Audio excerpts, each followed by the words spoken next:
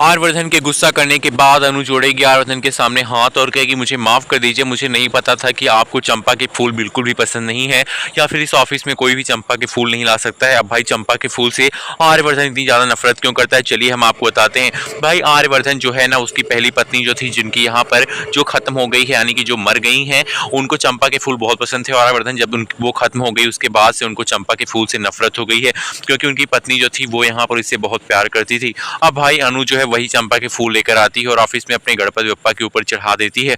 अब भाई गणपति बप्पा के ऊपर चढ़े फूल देकर आर्यवर्धन गुस्सा हो जाते हैं और गुस्से गुस्से में ही अनु को कई सारी खरी खोटी बातें सुना देते हैं और कहते हैं तुम्हारी हिम्मत कैसे हुई चंपा के फूल इस ऑफिस में लेकर आने की।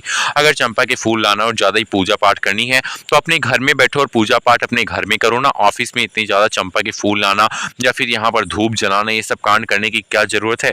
अब भाई अनु के ऊपर जितना ज्यादा गुस्सा आर्यवर्धन होते हैं तो अनु यहाँ पर काफी ज्यादा डर जाती है और डर के कारण वो आर्यवर्धन के सामने हाथ जोड़ लेती है और कहती है मुझे माफ कर दीजिए रोते हुए। और यहाँ पर आर्यवर्धन तब समझता है कि उसने अनु के ऊपर कुछ ज्यादा ही गुस्सा कर दिया है, क्योंकि भाई अनु को तो पता भी नहीं था कि इस ऑफिस में कोई चंपा के फूल नहीं ला सकता है, क्योंकि अब यहाँ पर अनु जो है वो नई है ना। अब आर्यवर्धन जो है अपने गुस्से को शांत करते हैं और कहते हैं अनु देखो, मेरा तुम्हें गुस्सा करने का कोई भी इरादा नहीं था, लेकिन मुझे जब ये सब दिखता है तो मैं बहुत ज्यादा यहाँ पर नाराज हो जाता हूँ। मेरा गुस्सा अपने आप ही उठ जाता है, क्योंकि मैं अपनी पत्नी से बहुत ज्यादा प्यार करता था और वो अब इस दुनिया में नहीं रही।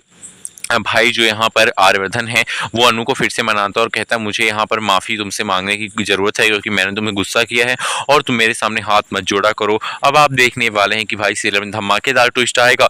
अब जहाँ पे आर्यवर्धन को नजाकत देख के अनु की उससे हो जाना है वाला है प्यार, और यहाँ पर आर्यवर्धन करने वाला है अनु को आने वाले एपिसोड्स में प्रपोज और कहने वाला है कि मैं तुमसे शादी करना चाहता हूँ, क्या तुम मेरी जीवन संगिनी बनना पसंद करोगी।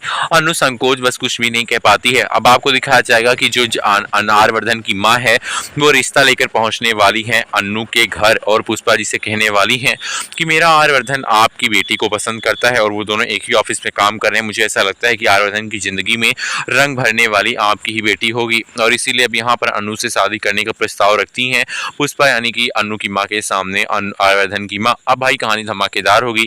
आने वाले एपिसोड में दिखाया जाएगा कि दोनों की शादी भी तय हो जाएगी। उसके पापा जो है कर्जे में डूबे हुए हैं और आर्यवर्धन की मां सारा कर्जा उनका खत्म कर देगी और बदले में अनु का हाथ मांगेगी और आर्यवर्धन और अनु की शादी हो जाएगी। अगर आप भी चाहते हैं दोनों की शादी हो तो वीडियो को लाइक करके कमेंट करके बताइए इन दोनों की जोड़ी आपको कैसी लगी, शादी होनी चाहिए या फिर नहीं होनी चाहिए।